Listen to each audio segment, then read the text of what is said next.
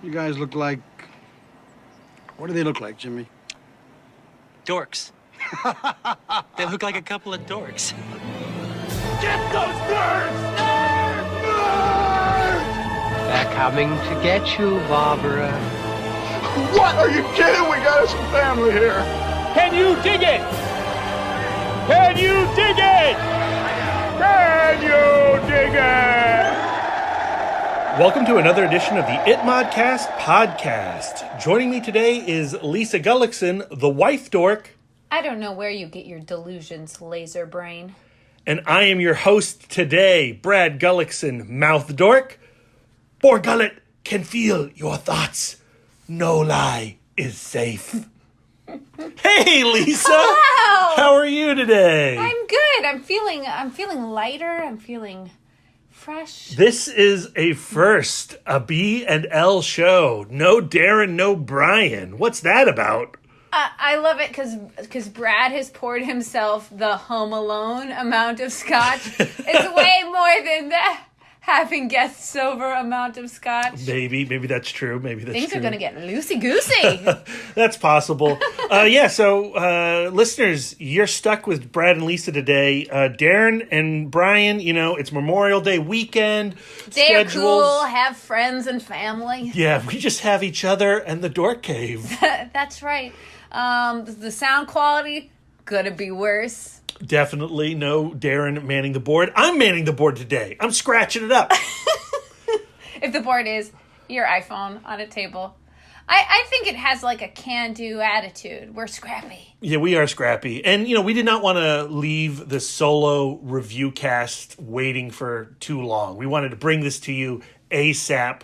And, Brad's wounds are fresh. Yeah, while my wounds are fresh, while Lisa's enthusiasm is high.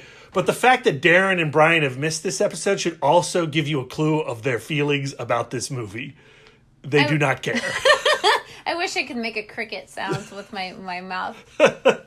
Anyway, before we get on to our Weekend Dork, this is the place where I want to plug Apple Podcasts. Guys, leave us a review. 5 stars. 5 stars. It really does help us move up the charts. We need to take down Nerdist, Lisa. Yeah, we do. Chris Hardwick, we're coming for you.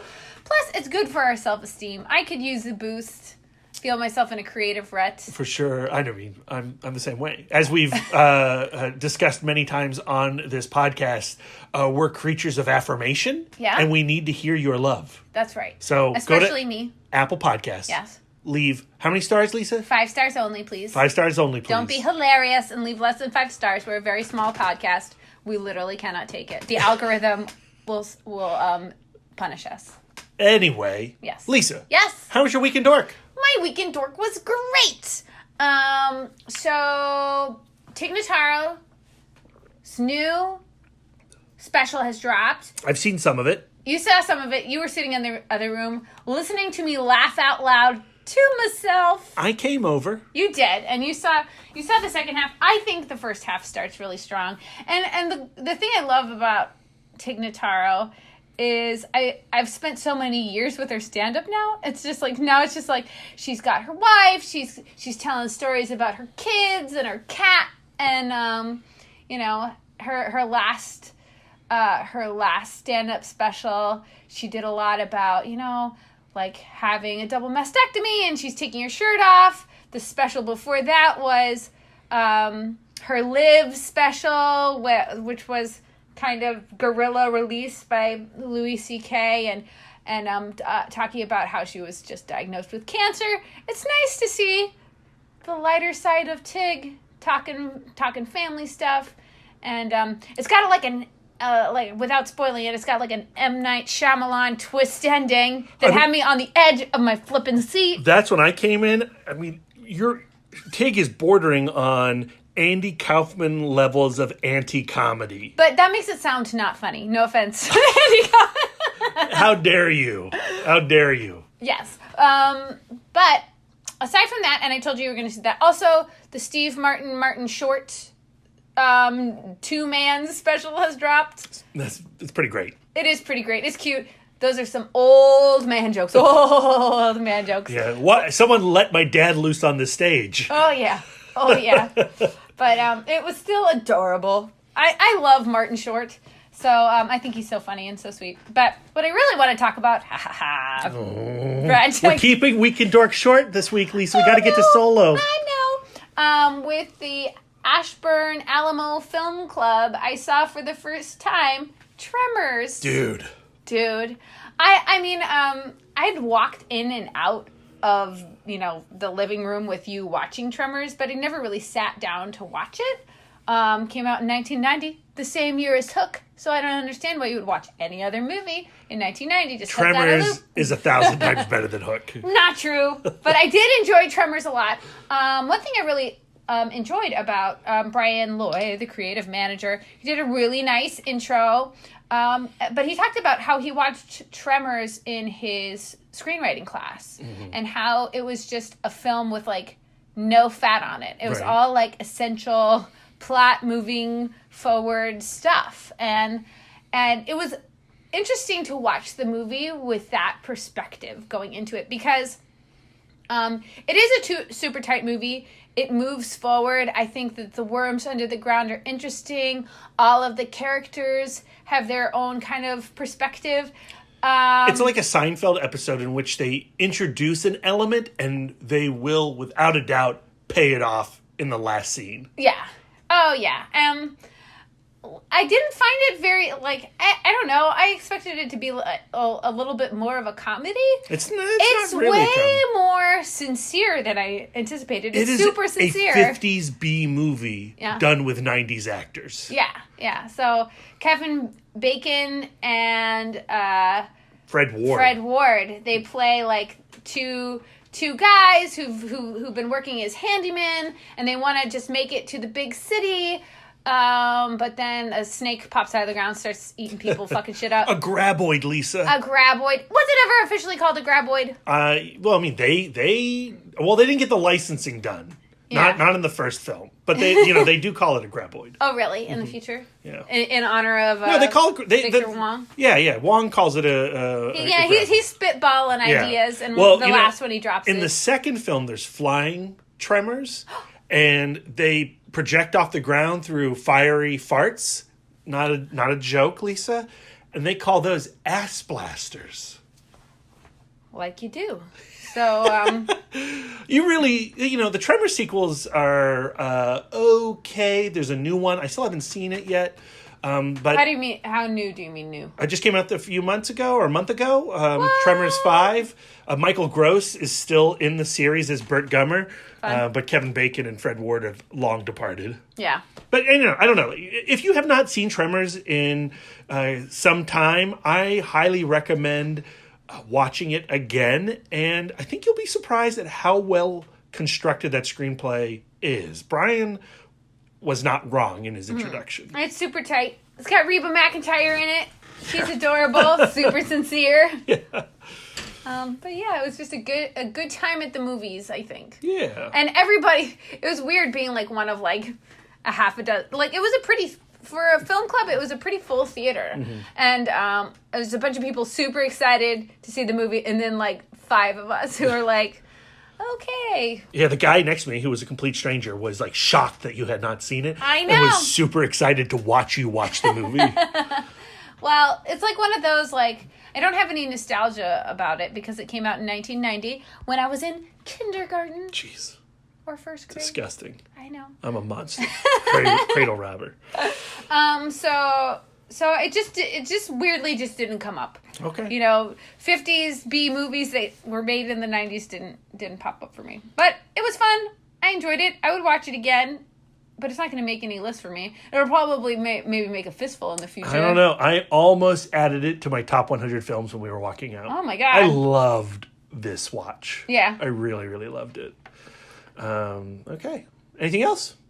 Probably, but I'm done talking. Okay. My Weekend Dork, I restarted my Spielberg rewatch. I've been going since October of last year. I've been watching his films in chronological order, but because of Hook being so boring and terrible, Blasphemy! I had sputtered out. And just, now it's time for Jurassic Park and Schindler's List, and I watched those this week. And it's insane to me that those were made within months of each other.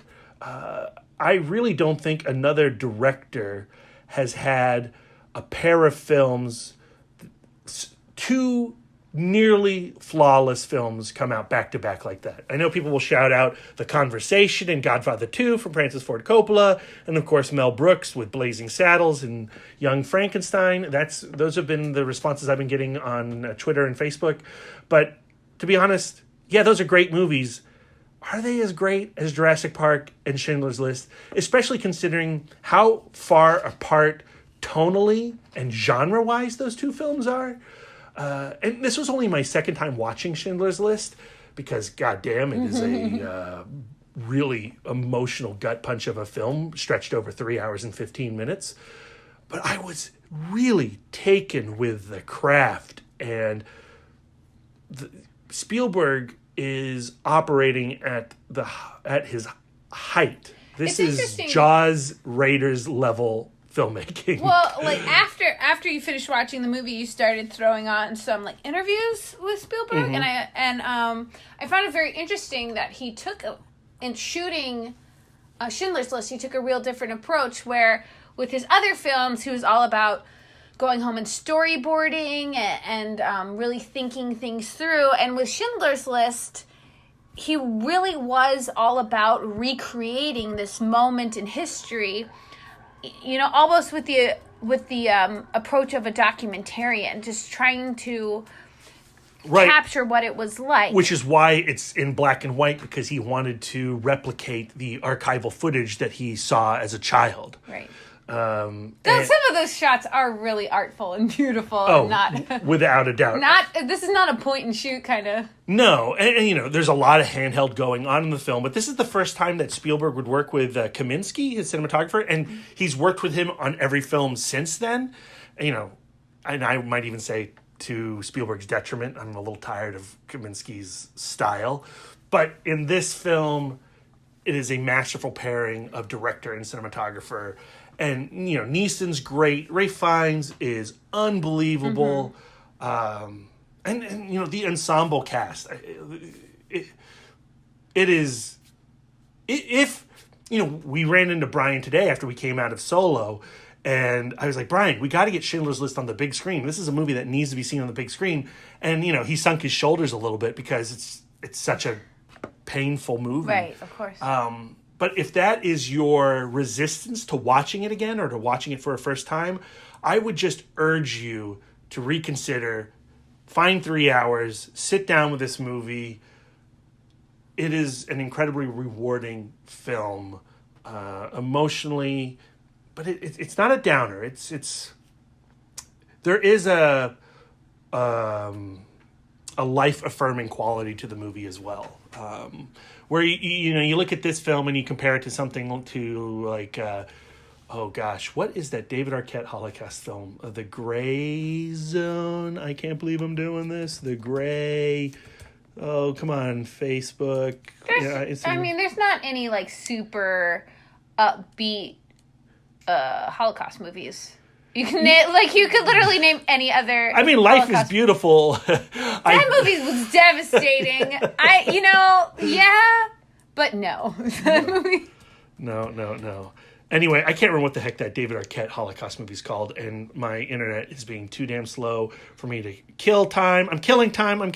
We're just going to move on, Lisa. Okie dokie. So yes, Schindler's List. This week, Black Panther, the comic book, relaunched yet again through Marvel Comics. Ta-Nehisi Coates is still writing the series, but now they have Daniel Acuna on as illustrator, and this is a trippy book. Really? A couple of years ago when Ta-Nehisi Coates took over, we did a Weekly Dork episode where I was talking about it. His take on the character. And if you appreciated the Ryan Coogler film, there's a lot of what Coates and Brian Stelfreeze did in that book found within their film. But now Ta-Nehisi is much more in tune with the medium. He doesn't feel like a novelist or a reporter coming in and inserting his voice into a comic book series. He's figured out the differences between the two forms. And what he is doing in this new Black Panther series is incredibly comic booky. It's very sequential. He relies heavily on Daniel Acuna. And thank God they have, I like Leonard Kirk on Black Panther. I love Brian Stelfreeze, but Daniel Acuna is taking the art form, or particularly the series, to another level. It is a perfect pairing of master and master. And they're telling the intergalactic story, the intergalactic empire of Wakanda story. It's Black Wakanda Panther. in space? Yeah, it's Wakanda in space. What happens is a character who may or may not be T'Challa wakes up in a spaceship in a future landscape, and we see visions of him. How can he may or may not be T'Challa? Well, because I haven't figured it out yet. Oh, okay. Like I said, this is now set thousands of years in the future. Okay. He wakes. There's a character. So theoretically, T'Challa's dead. Right. How can a man exist at this point in time? Yeah. So there's a character who may or may not be T'Challa. He wakes up in this spaceship. There's memories of a Storm-like woman in his bed. Storm the X-Men? Storm the X-Men, because they were lovers. Yay. Oh, okay. They were once married. And they, in the last arc of Black Panther, Ta-Nehisi Coates kind of brought them back together. Sweet. So now this T'Challa wakes up in the future. The Wakandan Empire has swept the universe a la the Empire. And there are factions within the Wakandan Empire that are splintering off. And there are characters who have taken on historical Wakandan names and are fighting under the banner of M'Baku, fighting under the banner of Nakia. Oh, cool. And this character that we're following is named at the end of the book. Well, you're going to fight under the name of the king, of a righteous man. You're going to fight under the name of T'Challa. But is it T'Challa? I don't know. But Acuna he's set up these stormtrooper battles. There's aliens. There's blaster fights. There's spaceship fights. It's very sci-fi. Like you said, it's Black Panther in space. It's Black Panther Star Wars. We're one issue in. It's wild. I don't understand what's going on or what this Is he going to run into the Silver Surfer? Maybe. That would be amazing. Yeah, who knows? But I'm excited. I love the idea of this, concept of Wakanda, this righteous idea on Earth, this utopian society, spreading like a virus across the universe. And in spreading and conquering all the lands, it's corrupted itself. And what happens when your virtuous beliefs are poisoned? Yeah. So I don't know. I'm really excited about it. And I wish I could talk to other dorks about Black Panther. Lisa, you need to start reading comic books every month with me. I'm a very, very busy and important woman.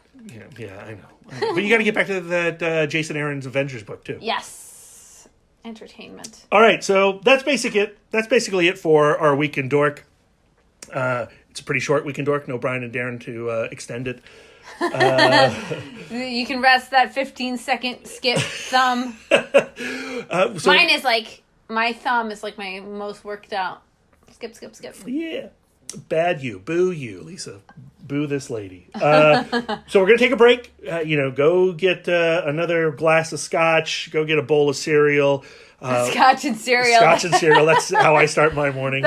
Sounds like it needs a diagnosis. Scotch and cereal. And we're going to go to our break. You're going to hear at least one podcast sponsor that we've acquired. Yay! After Movie Diner. Hello. Hi, John Cross. And it looks like we're going to get more podcast sponsors onto this show as well. So we want to introduce you to a bunch of really great episodes out there on Internet Land. Cross-pollinating. Cross-pollinating. That's a terrible pun, Lisa. No, it's not a pun. Yeah, John Cross is... Oh, shit. Yeah. That was not intended, Mr. Cross, but... Well, there we go. Go enjoy John's lovely tones. And please listen to his podcast. Come on back after the break, and we will be talking about Solo, a Star Wars story. Hey, this is Liz from People I Think Are Cool, a bi-weekly podcast where I interview my favorite creatives from across the globe. If you're looking for a dose of creative inspiration, then go to peopleithinkarecool.com or subscribe to People I Think Are Cool on iTunes and Stitcher. You like film, from cult to classic, from blockbuster to B-movies. And there just isn't that one place with all the fan fervor and passion that's covering the kind of mad, diverse brilliance that you love. Well, that's where you're wrong. AfterMovieDiner.com is that fan-built movie nirvana just for you, featuring the sweet, sweet writings of the wife dork herself. AfterMovieDiner.com. Go there. Be the best you can be. And we're back. What? What did you think of that After Movie Diner commercial, Lisa? I think every commercial should include me. More me in commercials. Yeah. All right. That's probably going to happen. Star Wars, a Solo story? That's not accurate. Solo, a Star Wars story. We're going to do our good, the bad, and the ugly like we always do with our review casts. And listeners, if this is your first time popping into ItMod, know that we are going to spoil the hell out of this film. Hell yeah. So you're going to get 5 seconds here to decide if you want to stick around or not. And then we're going to get to spoiling things. Okay. 5, 4. Alright, so I'm going to say the ending now. 3, Uh-huh. 2, Yeah. 1. Spoilers. Han dies at the end. Eventually. I mean, way at the end. Like, way in the... Yeah, Han dies at the end, and Darth Maul shows up in this film. What? Or actually, Maul shows up in this film. He's not a Darth anymore. Sad. We'll talk about that later. Sure, his mom's disappointed. So, Lisa, good, bad, ugly. Let's start with the good. I like everybody's outfits. Everybody looks flippin' cool. There's not one thing that's worn where I'm like, I wouldn't try that on. Okay, outfits are nice. Outfits are good. I mean, of course, super anticipating the performance of Donald Glover as Lando Calrissian, and he did not disappoint. Super funny. I thought that he brought a humor to the script and an interesting angle on Lando Calrissian that we haven't really seen before. What do you mean? His relationship with L3 and how he too has a lost love. Yeah, we're going to talk a lot more about that later. Oh yeah, we will. What else did I like, Brad? We've talked about this. I love all of the character design for all of the creatures. Was Donald Glover the one actor performance that stood out from the others? And Phoebe Waller-Bridge as L3. I thought super funny, super awkward. I enjoyed Paul Bettany always. He plays Dryden Voss, who he must be some kind of part human, part alien. Because he's got like the red streaks. Is that a scar from a battle, or is he infected with something? Because he's got like these bloodshot red eyes, and then again when he dies, upset, like the scars like turn red, and then when he calms down, and when he dies, he dies, he drains. Like his face gets like gray. Lifeless color immediately. It reminds me of like some kind of undersea creature that like turns red when agitated. I don't know. I thought that was interesting. Is that it? That's all you got for your good? I'm so sorry. I thought you liked this movie. I did. I didn't hate it. I thought that the pacing was good. I mean, the movie kept going and all the way to the end when it did stop. Okay. I think that it's a beautiful movie to look at. Mm-hmm. One, I think it's one of the most attractive looking Star Wars films. Bradford Young on cinematographer. We had talked about this in our most anticipated list, but that guy knows how to shoot the hell out of a movie. Selma, Arrival, Solo. It's a gorgeous film, and not just the real, not just the reality, but also his CG compositions. Yeah. All the stuff in Kessel at the end inside the maw and all that. It's gorgeous. All of that is really stunning. That Star Destroyer inside the Cyclone. Mm-hmm. Gorgeous. The movie looks like a space western. Yeah, they're obviously that's their big influence, right? Right. They're bringing the gang together. They're going to rob a train. You know, they're going to have a showdown between two gunslingers. But at the end. I love that kind of nostalgic, on many levels vibe. To be honest, the look. I wish they had pushed it further. You know, I wish they had really gone like Firefly level of sci-fi western. Yeah. Let's have some horses, damn it, or tauntauns. Yeah. I thought that, like you, I loved the relationship between Donald Glover and L3. Right. I really liked L3's character. I thought her focusing on droid rights was interesting. Again, we'll talk maybe... It takes a bizarre twist. Yeah. That...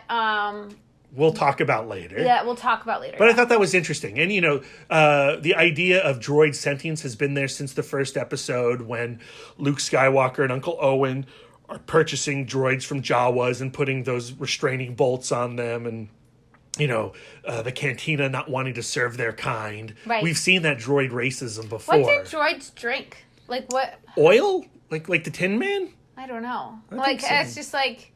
Because what are they going to drink? I don't know. How do they want to be served? They want nuts and bolts and oil. and I really liked the Oliver Twist opening, Right. with Han Solo, and doing his Artful Dodger routine. To me, I found that to be like a little corny. I found the beginning with the kids with their low British accents. But so, here's the thing. The Star Wars films originated because George Lucas loved serials. Right. And he was influenced by a variety of genres, samurai, western, sci-fi, and he put all his love of all these things into Star Wars. So when you see in Rogue One and they're imitating, Seven Samurai during the opening sequence of that with those Death Troopers coming over the horizon, that feels in spirit with what George Lucas started. And with Solo in embracing the Western and embracing something as far afield as Oliver Twist, it just adds to the vibe, the love letter, the love language of the franchise. I don't know. It just felt a little like community theater to me. I thought that they were just going to burst into Master of the House. Well, yeah, I mean, we could talk about that later too, or at least I would want to. I think the acting and the chemistry between Aaron Reich and Emilia Clarke is a little awkward at times, and especially in the opening. I thought that the staging was really weird. Yeah. Like the way they were moving around the screen. Like I understood that they were hiding, but you get the sense that it feels like the hallway only has one side. But the film opening with Han Solo boosting a hover car. Yeah, that was great. That's perfect. That's in keeping with his character. I liked the design of Lady Proxima. I wasn't so crazy about her voice. Her voice, yeah. But then, going from that scene to getting off of Corellia, escaping, where they get separated, she goes back to Proxima's goons. He reluctantly joins the Empire. Cut to 3 years later, and it's trench warfare in that bog planet. Mm-hmm. I loved all the war stuff. Oh, really? I loved it. I loved the war stuff, particularly my first watch. But then my second watch, where I'm going we missed all of that time when he was in flight school. That's a movie unto itself, and the fact that they don't show him as a wannabe pilot inside the Empire is a crime. The whole movie could have been set there. To me, I just felt like, he does all of this big talk in the beginning of the movie of, I'm going to become a pilot. Oh, I'm a great flyer. All I have to do is get behind, it's not a wheel. I don't know how to do a Y-shaped thingy. and then I'll prove that I've got the stuff. And I just kept on waiting to see him learn to fly. Mm-hmm. And I'm not a person who's I want all of the blanks filled, but I just thought it would be really funny to watch Han be a bad pilot. I mean, I thought that was going to be the Han. You know, 5 years ago, if you told me what does a Han Solo prequel movie look like, that's the film I was imagining. Right. Not this train heist gone wrong, crime syndicate story. And I think, being part of the Empire and fighting for the Empire would be a traumatic experience. Which is why I love so much of this war sequence stuff. Him in an Imperial soldier suit. Right. Why is he not a stormtrooper though? I don't know. Like, what's the difference between a stormtrooper and those an guys? infantry guy? Yeah, I don't know. Yeah. I guess skill set. I don't know. Well, he was kicked out of flight school, so he's got to be on the lowest rung. Right. Okay. So I liked all that. I liked the train heist sequence. Me too. I thought that was fun. I enjoyed Tandy Newton and Woody Harrelson as a couple for as long as it lasted. Yeah, I mean, I liked that group. I even liked Jon Favreau as that Rio little... Durant. Yeah, forearm I liked that creature. guy too, and I liked his design. He looked very present. I loved his introduction where he's wearing that Imperial outfit. Yeah. So I liked all that. I liked L3 and Lando.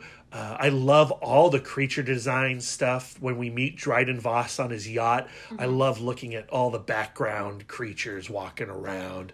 The casino, Robot Wars bar that Lando was playing sabacc in. I loved all the aliens. Yeah. Since Disney has taken over, they've really embraced the idea of the Mos Eisley's Cantina and spawning 1 million action figures. Yeah. And I would love, if I was 10 years old, I would want to collect every single character that on screen for 2 seconds. Of course. I like how the twist that Lando Calrissian really was in love with L3, and they really did have this kind of forbidden relationship. You do feel like at the end that Lando loved L3? I think that, that's what I think makes her so fascinating as a character, because when we meet her, she's a little bit of a joke, and we're in this as a culture, we're in this protest moment, and she is and it's just oh, isn't this droid so wacky? Isn't she so disillusioned? And then when she brings up, I can read his heart rate, and so I can tell from Han's heart rate that he's in love with brunette lady Kira. Mm-hmm. And I can tell from Lando's heart rate that that he's in love with me. And then at that moment you laugh, but then you see when she does get the laser and Lando's reaction to that he is devastated, and then when and he risks his life to retrieve her, and then and she dies in his arms, and he brutal, and he puts his little thumb over her faceplate. I think that, if it wasn't but I feel like he hit that. Don't you feel like he hit that? Well, she says to Kira that it works. That it works, right? Yeah. So she's definitely hit something. Yeah. So to me, I feel it's a fleshlight situation. Yeah, I feel like their love is true. She's got a thigh gap for days. So jealous. Gross. Okay. Childbearing hips. Okay. On that note. Before we move on. Okay. All right. The other thing I really loved, it's a Ron Howard movie. You got to have Clint Howard. It's a perfect Clint Howard role as the Robot Wars referee or trainer, the mean man's face, right? Yeah. So great to see him pop up, and a great use of him. Anything else I want to say about good? Oh! So the end, during the Kessel Run, when they explain how 22 parsecs can become 12 parsecs. They finally correct that parsecs is a distance and not a link and not a time. Mm-hmm. When he cuts through that asteroid quantum realm smashy area, and we get to the Maw. Oh yeah, and there's this crazy Lovecraftian creature, this so Andrew Jihad. I love that design, and I love how it's shot. I think it's beautiful, and as it gets sucked into the wormhole or whatever that thing is, and its flesh is ripped away from its skull. Yeah. I thought that is some next level creature work. And the thing is, like, we get a glimpse of that creature in the trailer, and, you know, you just go, like, well, space squid. It's not like we haven't seen those before. But then when we get the whole reveal, it's so much cooler than you anticipated. This is the creature I wanted to see in Hellboy. I think, like, Hellboy gets the Agru Jihad pretty good, but this is, like, ooh, no, that's perfect Agru Jihad. That's what I want in Hellboy. Okay. That's my good. I think I reserve so much better at making lists the than me. right to return to any good things. Yes. All right, so let's get into the bad. Solo, a Star Wars story. Lisa, what's the bad? Okay. I don't like Woody Harrelson calling Tandy Newton a scoosh. Like, what's a scoosh? It sounds fucking dirty. Maybe I should have saved that for my ugly. But I did not like that. I was like, that's no way to talk about your woman with this imaginary, dirty-sounding word. I mean, let's talk about that relationship as a whole. Right, okay. Okay, Tandy Newton as Val. I mean, we fell in love with her in Westworld Season 1. Uh-huh. And here she is. She's one of the gang members. She's pulling off this heist. Right. Woody Harrelson, I should probably call him by his character's name. His name is Beckett, Tobias Beckett. Tobias Beckett. That's a Western name if you've ever freaking heard one. Tobias Beckett, you know, doesn't listen to his woman, and he makes a mistake, and the infant's nest, you know, appears just like she said, and because of his mistake, she is put in a position where she has to sacrifice herself for the gang. Awful. And, you know, you knew that was going to happen because, like, when I first saw Kira, I was like, well, this chick is doomed. You know what I mean? So, but no, it was Tandy Newton who had to take that hit to be the woman whose death motivates a male character to become a better person. I mean, to piggyback off of that, I think that Solo introduces and drops characters in a very clunky fashion. Mm-hmm. I found that the whole structure of the screenplay very annoying.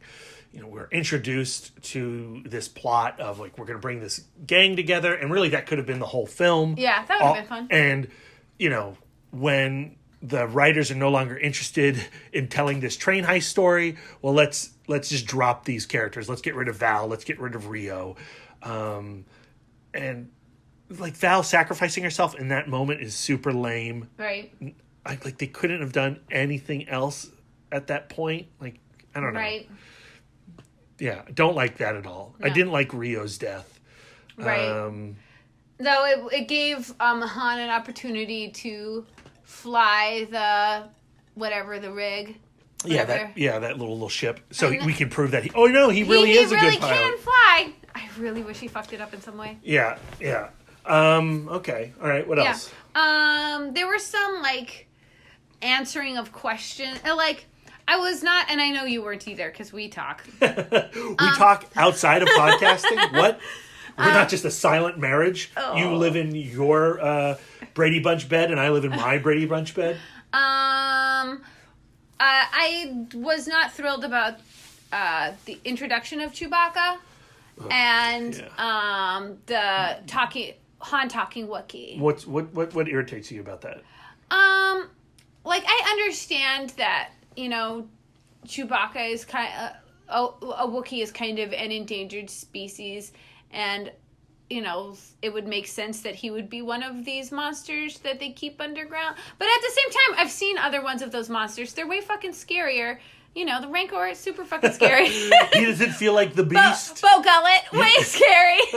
You don't think the Empire would call Chewbacca a beast? They're like, especially when he's all wet and muddy, he's all skinny and shit. like it's not scary. He's ripping arms off dudes. Yeah, lightly. Okay. Lightly lip. That's not my problem. What's your problem? Well, you know, I don't like the talking Wookiee, though. This is, yeah, agreed. This is the challenge with prequels, right? Yeah.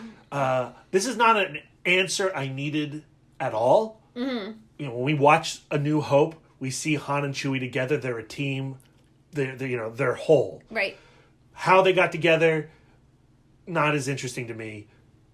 And Chewie could have just as easily been Rio. Yeah. Well, like, here's the thing. Part of Woody Harrelson's. So, fans have been contemplating how Han and Chewie got together. There's expanded universe fiction of dealing with life debts and, their bond.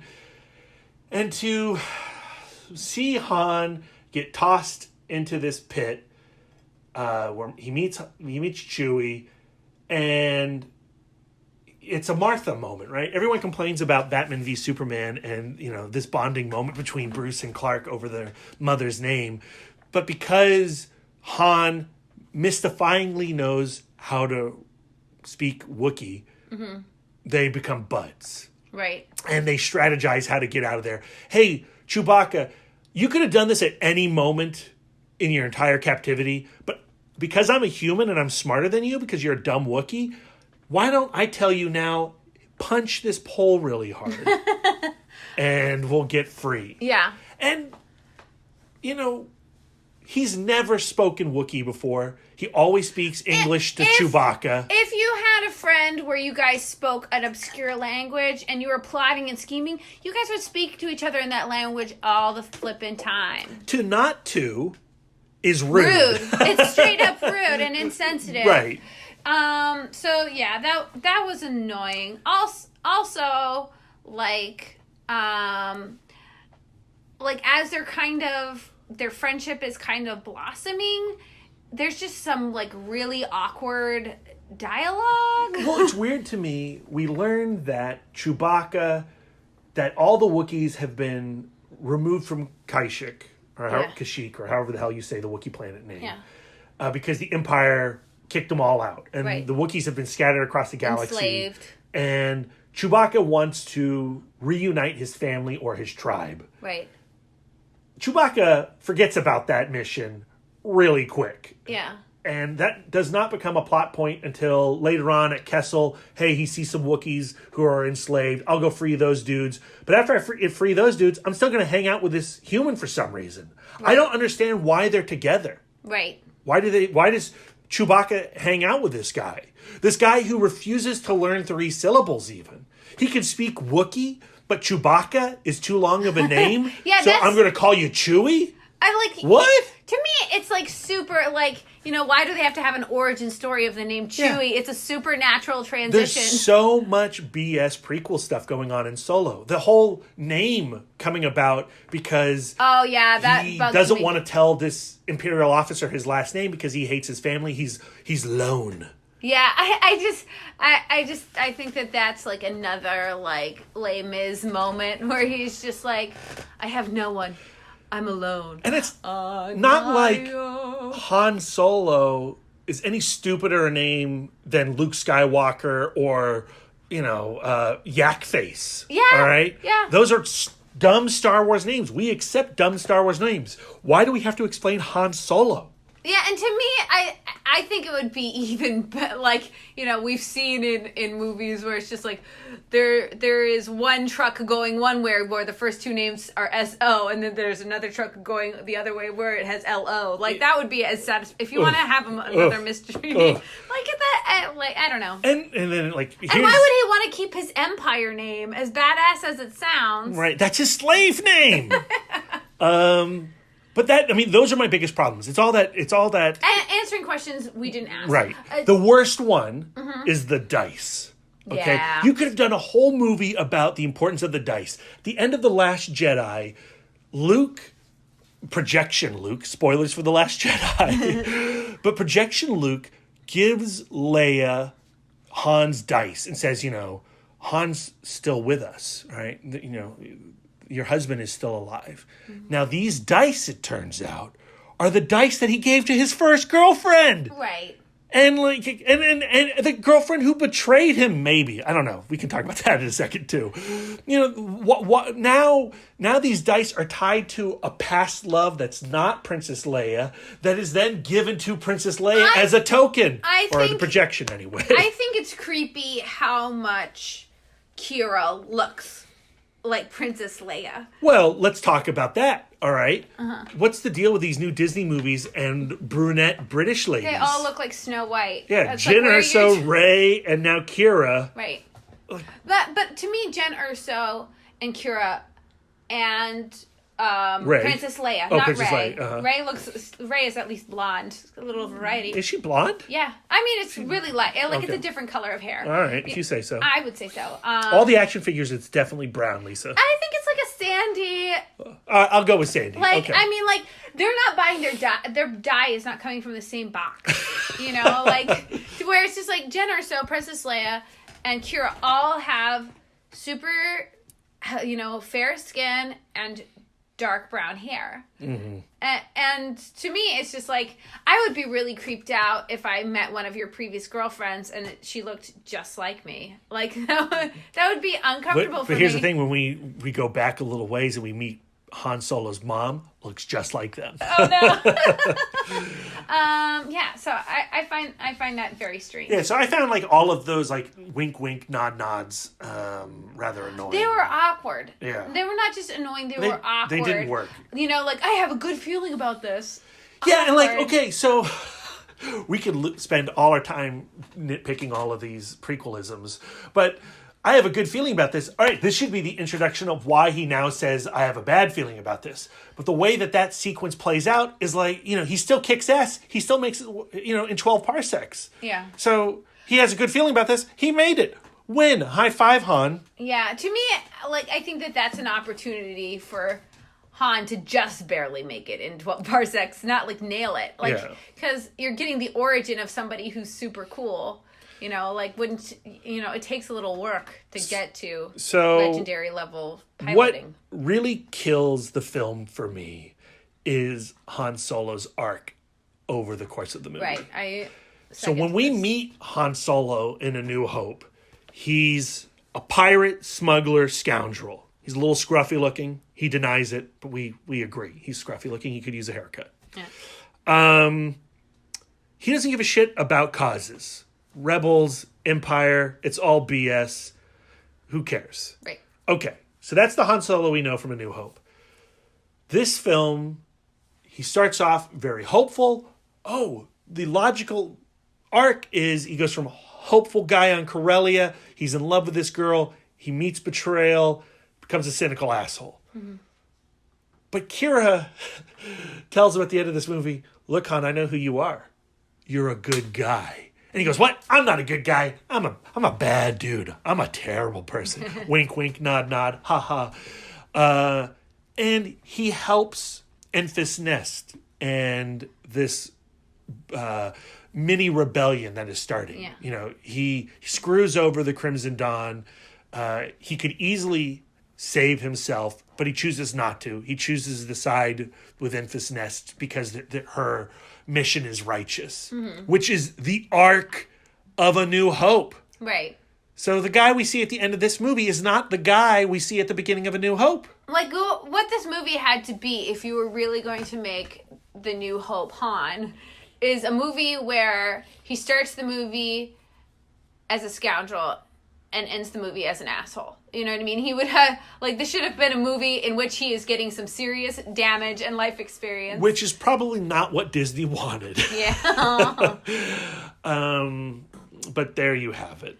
To me, I want to go back to the talking Wookiee thing. Sure. I think that the talking Wookiee thing happens so much more naturally in Guardians of the Galaxy and the transition we've seen with the crew learning how to speak Groot. Right. Where it's just I always had the impression that the reason Han understands what Chewie is saying is because they've spent so much time together, and he just knows his friend so intimately.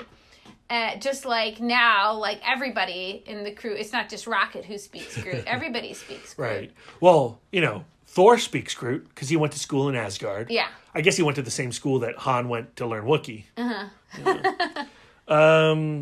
I've been holding on that joke for a while. I don't know if it's necessarily that funny, but thank you for laughing. That's what marriage is all about. Yay, marriage. High five. Okay. So yeah, my biggest problem is the Han characterization. Obviously, I have a lot of problems with the prequel nonsense. The prequel stuff, though, that's something that George Lucas exposed all the way back in Indiana Jones and the Last Crusade when we learned that Indiana Jones got his hat, his whip, the scar on his chin, his fear of snakes, all from one afternoon. Let's explain all the mystery of how a human becomes a human. And I hate that. Right. And, that was the problem with the Star Wars prequels. That's pretty much my problem with Solo. Right. So, I don't know. I didn't want to see Solo. I wasn't interested in seeing Solo. Not my decision. We got Solo. And why should I be surprised that I didn't like it? Right. So that's my point of view, ultimately, on the movie. I think that's fine. Any other last bad before we get to the ugly? I think I'm good. I might think of stuff. Okay. All right. The ugly. What Can I bring up the scoosh thing again? Yeah, bring up the scoosh. Shouldn't call a lady a scoosh. I'll remember that. What about that Wookiee with a face? Like, for some reason... The one on Kessel? The one on Kessel when, like, Chewbacca is, like, sees Wookiees in the distance, and he's like, I've gotta go help those Wookiees, and, like, God be with you. You can hold my stick, is what Han says. And then, so he goes to save the Wookiees, and then we get a shot of one of the Wookiees. I'm like, I'm not sure that's a Wookiee, because he had no hair on his face. It was very upsetting. Yeah. I think that Wookiee is actually voiced by Anthony Daniels, C-3PO. That's fun. I'm pretty sure. Okay, is that it? Those are the uglies? I'll probably think of more. I mean, my ugly goes back to the dice. I find that really offensive. Oh, yeah. But my main ugly is the L3 character and her fate. She becomes the droid martyr on Kessel. She frees an astromech droid of its restraining bolt and then says, go free your brothers and sisters. And she causes a rebellion. She even says, she's super inspired and energized. This is my purpose, she says at one point. Yeah. And she goes down. She receives a couple laser blasts, collapses, and has that really heartbreaking, awful death sequence, which I don't know why this is... The ugly in this situation is me, because when Han goes to pull her body, or the top part of her body. Yeah. I mean, when Lando rips her torso free, and then he gets shot, and then Chewbacca comes and runs. I think and cradles him. I know, it's so sweet. I think it's funny when he goes to lift her and her legs come off. Oh, That is horrible. Awful. And that is ugly. And she's screaming what is happening to me? She doesn't understand that her life is leaving her. Mm-hmm. And then to make the 12 parsecs, to take that shortcut, they're like, well, let's just upload her brain into the Millennium Falcon. Right. And this character whose purpose is defined in freeing droids, sentient droids, is forever entombed inside the Millennium Falcon, forever enslaved. Honestly, if I can interpret how this happened, from a creative standpoint? From a creative standpoint, is I think they were treating her as a joke. Isn't it funny that she is, setting all of these droids free? And so, because it isn't, the way she does it is kind of offhanded, and then, it does create some kind of chaos, and all of these droids are zipping around going freedom, and it's cute. It's really cute. Droids are cute and funny. Right. But then, if you're treating it in this lighthearted way, you might not notice the fact that by taking someone's consciousness and putting it into a vehicle that you turn on and off is an unsupportably cruel act. So now you look at Empire Strikes Back, right? When they escape from the Cloud City, from Bespin, and the whole movie, Empire Strikes Back, the hyperdrive is not working. Right. And C-3PO is having conversations with a hyperdrive computer. We now know that's L3. Yeah. And at some point in that film, they're like, look, your hyperdrive has a crazy personality. And we now know it's this entombed droid. Probably angry as fuck. She's probably so mad. And then Lando just bets her away. And we finally learn that the Millennium Falcon falls into Han's hands because Han recognizes that Lando's been cheating in all these sabacc games. Yeah. And Lando carelessly loses the Millennium Falcon in L3 forever. Yeah. Oh, heartbreaking. Yeah. I don't know. Like, inside the universe, droids are certainly second-class citizens. Right. And maybe as viewers, we're not cool with that anymore. Right. Yeah. Yeah. I mean, I'm certainly not. Yeah. I can't remember. I think it's Andrew Todd of Birth Movies Death wrote an article about how the Millennium Falcon is ruined forever because of this movie. Oh. And I don't feel that way because I treat Solo and Rogue One the way I treated, the Thrawn trilogy or Splinters of a Mind's Eye. If these films don't work for me, I erase them from canon myself. Right. Right. I'm not going to think about Solo when I'm watching A New Hope, Empire Strikes Back, Return of the Jedi, or The Force Awakens. Right. This is not my Solo. Hashtag not my Solo. Which is fine. And it can totally be somebody else's Solo. And, we've talked to people. We went to book club last night. Mm-hmm. We talked to a lot of people who loved Solo. They did. And, Brian didn't, the programmer at Alamo didn't love Solo, but he liked it. Though. He liked it. But he was okay with it kind of being kind of a fluffy summer movie, if I may put words in his mouth. And of course I can, because he's not here, so I can say whatever I want. But he was like okay with it being a little cheesy, being a little bit fluffy, where just in terms of legacy of Star Wars, we're just expecting a little bit more. I mean, Han Solo is a precious character, right. And maybe we treat him too precious. 35-year-old fanboys, we're a finicky lot. We saw what happened when The Last Jedi came out. I loved it, but apparently some douche nozzles didn't. Mm-hmm. And I'm sorry for them. Yeah. So, yeah. I think ultimately that's the challenge of a prequel, is you're going back in time with a character that is beloved and that we have seen performed by another actor, and we've all agreed that is Han Solo. Right. And now to see somebody else take on the mantle and not do it the way we want it. Yeah. It's you're not going to please everybody, and in this case, I'm not pleased. Right.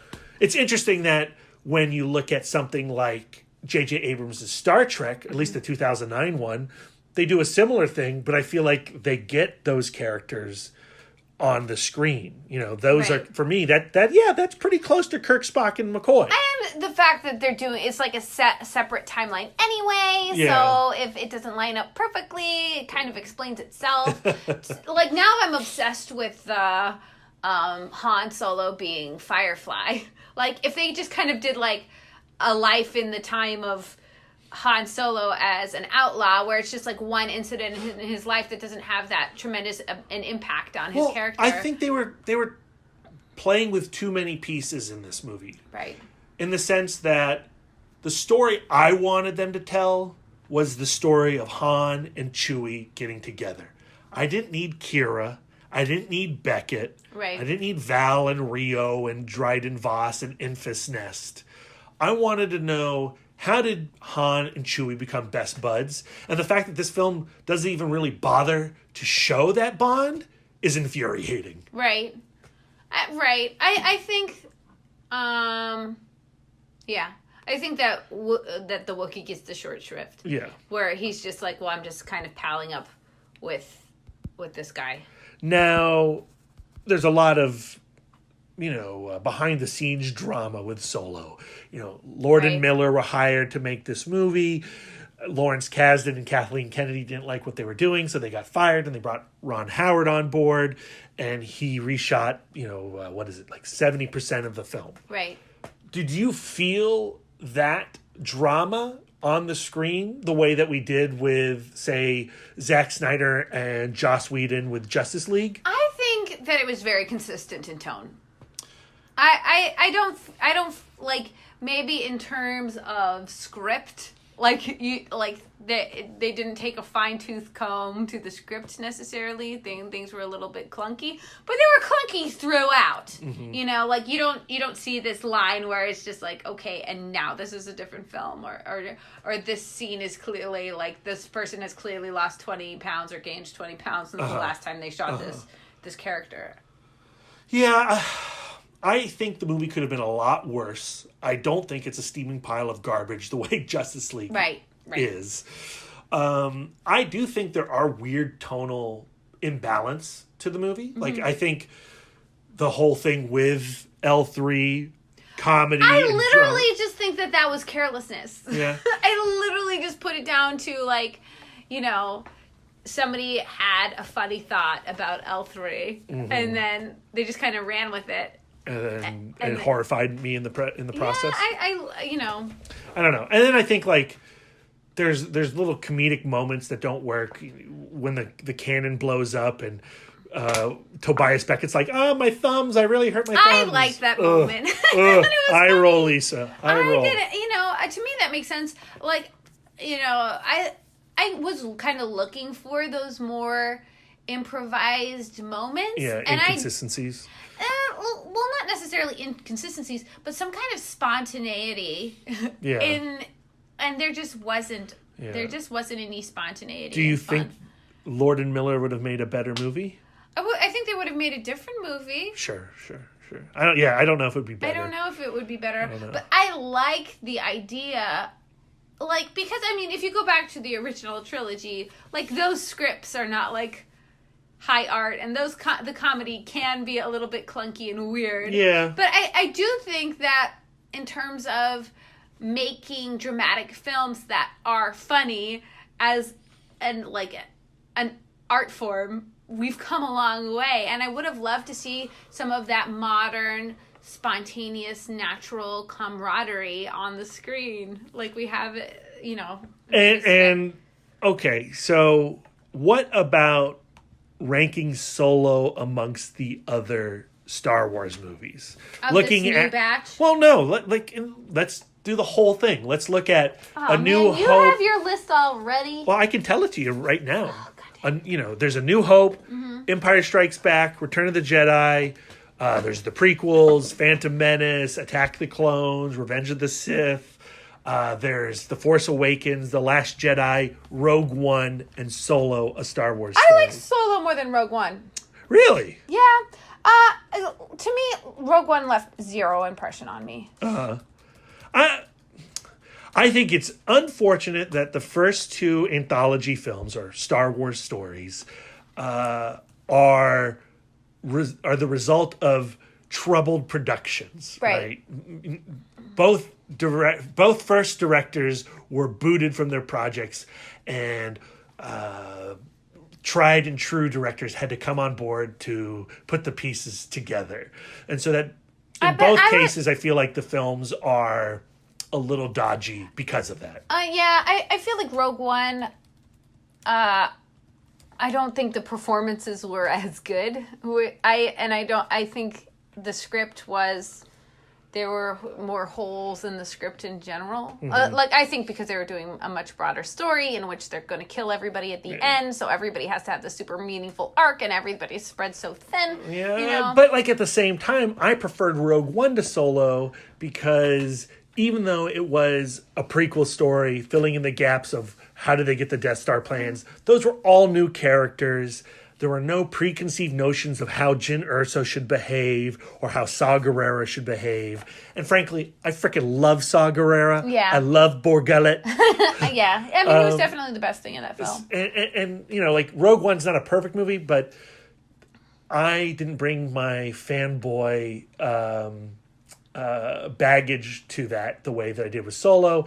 And I felt like Solo was much more of a wank-off, right? But I feel like a lot of fan Solo service. was just like stroking fanboys as hard and as fast as they could. I like, you know, I can appreciate fan service, but it has to be clever. Like, you have to take that thing to take the fan service to the next level.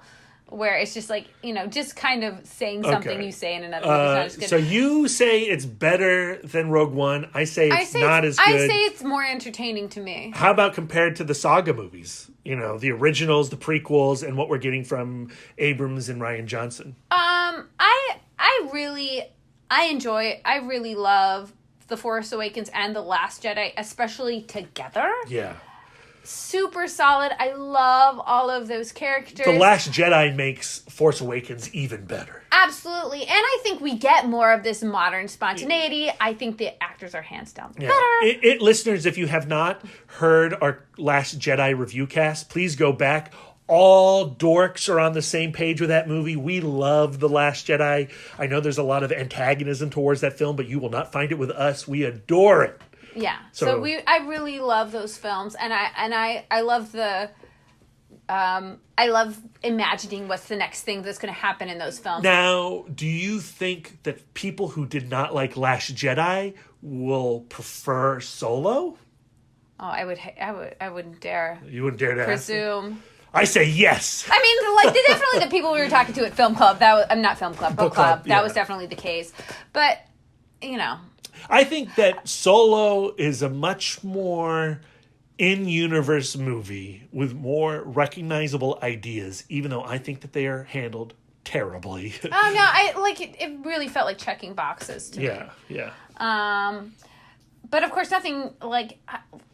I love the original trilogy that has a lot of nostalgia for me, but I wasn't like you where I was like watching them every day and having the like getting all of the action figures. Yeah. I do remember like playing Star Wars in the backyard with my siblings and fighting over who gets to be Princess Leia, and it usually was my sister.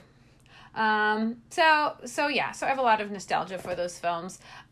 I feel absolutely nothing for the prequel trilogy. Like, I've been in the room while those films are playing, but honestly, as soon as they start, I just go to another place. I cannot absorb them. Yeah. I'm not, like, I know I've seen Attack of the Clones.